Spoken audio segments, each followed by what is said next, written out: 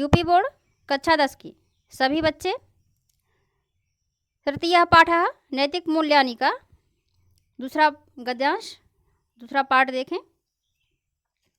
कदाचित् एवमपि दृश्यते यत् समाजे प्रचलिता रूढ़िः समेषां कृते हितकरी न भवति।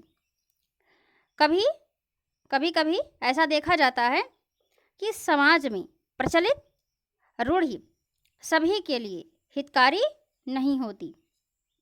अतः प्रबुद्धाः विद्वांसः तस्यारूढेः विरोधम् अपि कुर्वन्ति। इसलिए प्रबुद्ध यानी जागरूक विद्वान उन रूढ़ियों का विरोध भी करते हैं। परं तैः आचरणस्य व्यवहारे नवीनः आदर्शः स्थाप्यते। लेकिन उनके आचरण के द्वारा व्यवहार में नया आदर्श स्थापित किया जाता है। यह कालांतरे समाजस्य कृते हितकरः भवति, जो आने वाले समय में समाज के लिए हितकारी होता है। एवं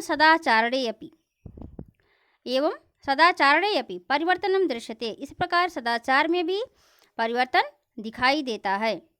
परम वस्तुतः यानी नैतिक मूल्यानि सन्ति, लेकिन वास्तव में जो नैतिक मूल्य हैं तेषु परिवर्तनम न भवति, उनमें परिवर्तन नहीं होता। यथा सनातनो धर्मः न परिवर्तते तथा नैतिक मूल्यानि अपि स्थिराणि एव। जैसे सनातन धर्म परिवर्तित नहीं होता, उसी प्रकार नैतिक मूल्य भी स्थिर ही है। नैतिक मूल्यानि अपि में ऋण संधि हो गई है। एवं धर्मे नीतौ च दृढ़ीयान संबंधो दृश्यते। इस प्रकार धर्म और नीति में दृढ़ संबंध दिखाई देता है, मजबूत संबंध दिखाई देता है। परम द्वयोः भेदो अपि वर्तते, परंतु दोनों में अंतर भी है, भेद भी है, अंतर भी है। धर्म शब्दः व्यापकः अस्ति, धर्म शब्द व्यापक है। नीति तो व्याप्या धर्मे एव विलीयते। नीति तो व्याप्य है जो धर्म में ही विलीन हो जाती है। धर्म व्यापक हो गया और नीति व्याप्य हो गया। यानि आवश्यक करणीयानि कर्तव्यानि यैः पुण्यानि नोपलभ्यन्ते तेषामपि गणना धर्मे कृता महर्षिभिः धर्माचार्यैः। यानी जो अवश्य करणीयानि, जो अवश्य किए जाते हैं, जो अवश्य किए जाने वाले कर्तव्य हैं। यैः पुण्यानि न उपलभ्यन्ते, और जिनसे पुण्य नहीं प्राप्त होता, जो अवश्य किए जाने वाले कर्तव्य हैं और जिनसे पुण्य नहीं प्राप्त होता।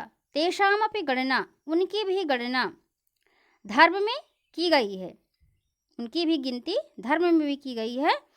महर्षि भी धर्माचार्य, महर्षियों और धर्माचार्यों के द्वारा जो अवश्य ही किए जाने वाले कर्तव्य हैं और जिनसे पुण्य की प्राप्ति नहीं होती, उनकी गणना धर्म में की गई है। नीति है लौकिकम कल्याणम कुरुते। नीति लौकिक कल्याण करता है। धर्मः तो लौकिकम पारलौकिकम च कल्याणम कुरुते। धर्म तो लौकिक और पारलौकिक अर्थात इस लोक में भी और परलोक में भी कल्याण करता है। उभयोः कुत्रापि सांकर्यमपि प्राप्यते। दोनों में कहीं कहीं मिश्रण भी प्राप्त होता है। धर्मः अलौकिकीं शक्तिं प्रकटयति। धर्म अलौकिक शक्ति को प्रकट करता है। सह मुक्तेः मार्गमपि प्रशस्तं करोति। वह मुक्ति का मार्ग भी प्रशस्त करता है। परलोकमपि प्रदर्शयति। परलोक को भी दिखाता है। कल्पयति च, और दिलाता है। लौकिकम नीति लौकिकम हितम साधयति। नीति लौकिक हित को साधती है। परम नीति धर्मयोः साहचर्यम सर्वैः एव स्वीक्रियते। लेकिन नीति और धर्म का साहचर्य अर्थात संबंध, नीति और धर्म का संबंध सभी के द्वारा ही स्वीकार किया गया है। आगे देखेंगे आप। दार्शनिकैः धर्माचार्यैः पौराणिकैश्च धर्मः परिभाषितः यथा। दार्शनिकों के द्वारा, धर्माचार्यों के द्वारा, पौराणिकों के द्वारा और पौराणिकों के द्वारा धर्म की परिभाषा दी गई है। क्या क्या दी गई देखिए। ये तो अभ्युदय निःश्रेयस सिद्धि सधर्मः, जिससे अभ्युदय अर्थात उत्थान और श्रेयस माने कल्याण, तो जिससे उन्नति और कल्याण की सिद्धि होती है वह धर्म है। दो चीज़ें जिससे उन्नति और कल्याण की प्राप्ति होती है, सिद्धि होती है, वह धर्म है। यतः यस्मात् कर्मणः इह लोके कल्याणम जायते, जिससे यस्मात् कर्मणः इह लोके कल्याणम जायते, जिसके करने से इस लोक का कल्याण होता है, जिसके करने से, जिस कार्य के करने से इस लोक का कल्याण होता है। परत्र परलोके च शोभनम स्थानम जनैः लभ्यते, और परत्र परलोके और दूसरे लोक में सुंदर स्थान प्राप्त होता है। दो चीज़ें प्राप्त हुई, एक तो इस लोक में कल्याण हुआ और दूसरे लोक में जो है सुंदर स्थान प्राप्त हुआ। नर, अब फिर देखिए आगे, नरका पातो न भवेत येन सह धर्मः, और जिससे हमें नरक की प्राप्ति नहीं होती वह धर्म है। तो धर्म के 3 लाभ इन्होंने बताए। पहला तो इस लोक में कल्याण का प्राप्त होना और दूसरे लोक में सुंदर स्थान का प्राप्त होना, और तीसरी बात कि नरक की प्राप्ति न होना, अर्थात नरक में न गिरना। एवं महाभारती, अब महाभारत में भी कहा गया, इस प्रकार महाभारत में भी कहा गया है, ध्रियते धर्मः, जो धारण किया जाता है वही धर्म है। ध्रियते धर्मः, जो धारण किया जाता है वही धर्म है। धारणात् धर्मः यतः धारयते प्रजा, जिसे प्रजा को धारण कराया जाता है वह धर्म है, अर्थात जिसे स्वयं भी धारण किया जाए और प्रजा को भी धारण कराया जाए वह धर्म है। धर्मशास्त्र कारेण मनुना, अब धर्मशास्त्रकार मनु ने कहा है, धृतिः क्षमा दमोऽस्तेयं शौचम इंद्रिय निग्रह धीह विद्या सत्यम अक्रोधो दशकम धर्म लक्षणम। धर्म के 10 लक्षण नीतिकार धर्मकार मनु ने बताए, वो आप देखेंगे। धृति, धैर्य, क्षमा, संयम, दम अर्थात संयम, अस्तेय चोरी न करना, शौचम जो है वो मानसिक पवित्रता है, इंद्रिय निग्रह तो धैर्य, क्षमा, संयम, अस्तेय अर्थात चोरी न करना, मानसिक पवित्रता और इंद्रिय निग्रह, धीह अर्थात बुद्धि, विद्या, सत्यम सत्य, अक्रोधो अर्थात क्रोध ना करना। ये 10 जो है वो धर्म के लक्षण हैं। मनुस्मृति, आगे देखें, मनुस्मृतौ 10 रूपको 10 स्वरूपको धर्म उपव्रणितः। मनुस्मृति में 10 प्रकार के धर्म बताए गए। मनुस्मृति में धर्म के 10 स्वरूप वर्णित किए गए, जो ऊपर आपने देखा। इत्थम धर्माचरणे नैतिकता आचरणे च सांकर्यम उपलभ्यते, इस प्रकार धर्म के आचरण में और नैतिकता के आचरण में मिश्रण प्राप्त होता है। कौन कौन से धर्म और नैतिकता में मिश्रण प्राप्त होता है। तीर्थाटनम पावनासु नदीषु स्नानम यजनम याजनम गुरुसेवा मातृपितृसेवा संध्यावंदनम षोडश संस्कारा एते मुख्य रूपेण धर्म पदवाच्याः।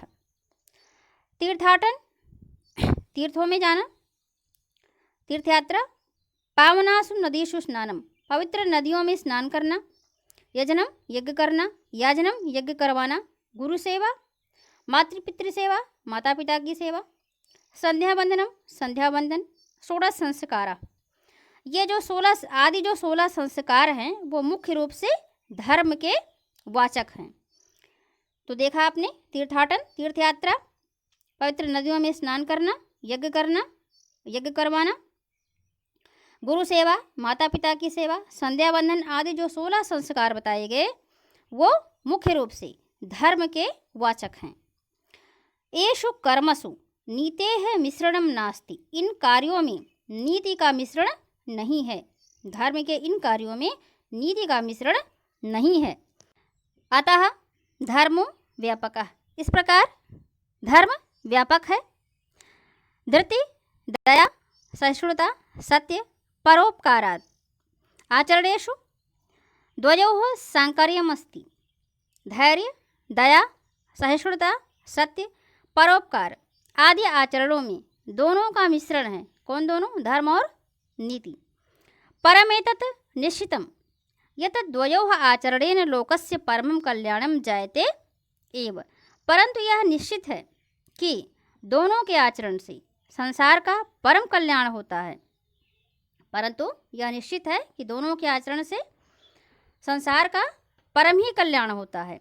नीतिकाराणां मते इमे नैतिकतायाः गुणाः यथा। नीतिकारों के मत में ये दोनों नैतिकता के गुण हैं। नीतिकारों के मत में ये दोनों नैतिकता के गुण हैं। जैसे ये दोनों कौन? धर्म और नीति। जीव हिंसायाः विरक्ति, जीवों की हिंसा से छुटकारा।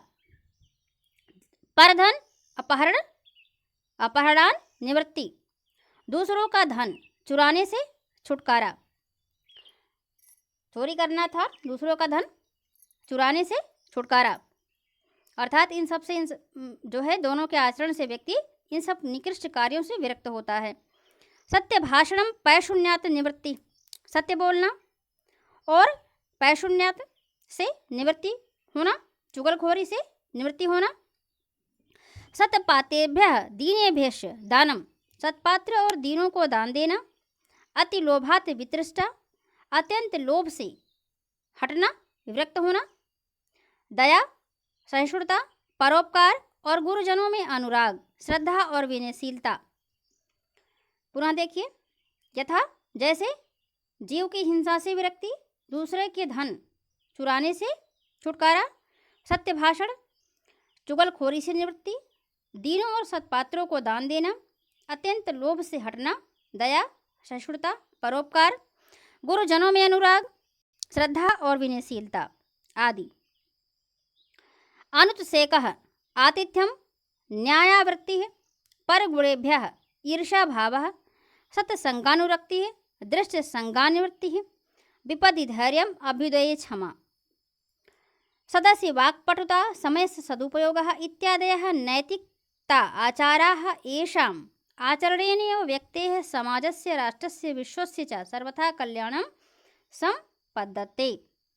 तो देखें यहाँ से, अनुत्सेकः अर्थात अभिमान न करना, अभिमान न करना, आतिथ्यम अतिथियों की सेवा करना, आतिथ्य करना, न्यायावृत्ति है न्याय से अपनी आजीविका चलाना, पर गुणेभ्यः ईर्ष्याभाव, दूसरों के गुणों में ईर्ष्या न रखना, सत्संगानुरक्ति है सत्संग में अनुरक्त रहना, दृष्ट संगानिवृत्ति है दुष्ट संगानिवृत्ति है दुष्टों के संगति से छुटकारा पाना, विपत्ति में धैर्य रखना, विपत्ति धैर्य विपत्ति में धैर्य रखना, अभ्युदय क्षमा और उन्नति में क्षमा करना, सदस्य वाक्पटुता, सदस्य यानी सभाओं में वाक्पटुता, वाणी में निपुण होना, समय से सदुपयोग, समय का सदुपयोग करना, इत्यादि आदि नैतिक आचार।